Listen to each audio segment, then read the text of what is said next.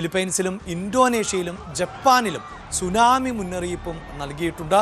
ഈ രാജ്യങ്ങൾക്ക് എല്ലാം തന്നെ ഈ ഭൂചലനം എന്നത് എപ്പോഴും അവർ അനുഭവിക്കുന്ന ഒന്നാണ്. പക്ഷേ റിക്ടർ സ്കെയിലിൽ 8 എന്നത് അതിതീവ്രമായ ഭൂചലനത്തിൻ്റെ പട്ടികയിലേക്ക് വരുന്നതാണ്. 6-ന് മുകളിൽ രേഖപ്പെടുത്തുന്ന ഭൂചലനങ്ങൾ തീവ്രതയേറിയ ഭൂചലനമാണ്. ഇതിപ്പോൾ ഈ ദൃശ്യങ്ങൾ കാണുമ്പോൾ പോലും നമ്മൾ അത്ഭുതപ്പെട്ടു പോകും. അതായത് ഒരു തുറസായ സ്ഥലത്ത് കുട്ടികൾ ഇരിക്കുമ്പോൾ അവർ എത്രത്തോളം ആടി ഉലയുന്നു എന്നതാണ് അതിൽ നിന്ന്. അത്രയും തീവ്രമാണ് 8 രേഖപ്പെടുത്തുക എന്നത്. ഇപ്പോൾ വാർത്തയുടെ വിശദാംശങ്ങളുമായി ഇന്റർനാഷണൽ ഡെസ്കിൽ നിന്ന് അനുശ്രീ ആണ് ചേരുന്നത്.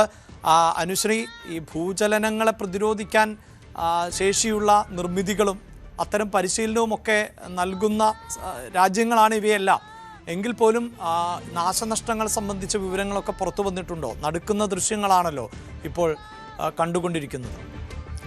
അതെ അഭിലാഷ്, വലിയ തരത്തിലുള്ള ഭൂചലനമാണ് ഇന്ന് രാവിലെയോടുകൂടി ഫിലിപ്പീൻസിലെ മിൻഡനാവോ ദ്വീപിൽ അനുഭവപ്പെടുന്ന സാഹചര്യമുണ്ടായത്. ഏകദേശം 8.2 തീവ്രത രേഖപ്പെടുത്തുന്ന ഭൂചലനമാണ് അനുഭവപ്പെട്ടത്. ഇപ്പോൾ ലഭിക്കുന്ന വിവരമനുസരിച്ച് അവിടെ 3 പേരുടെ മരണം സ്ഥിരീകരിച്ചിരിക്കുന്നു എന്നുള്ളതാണ്.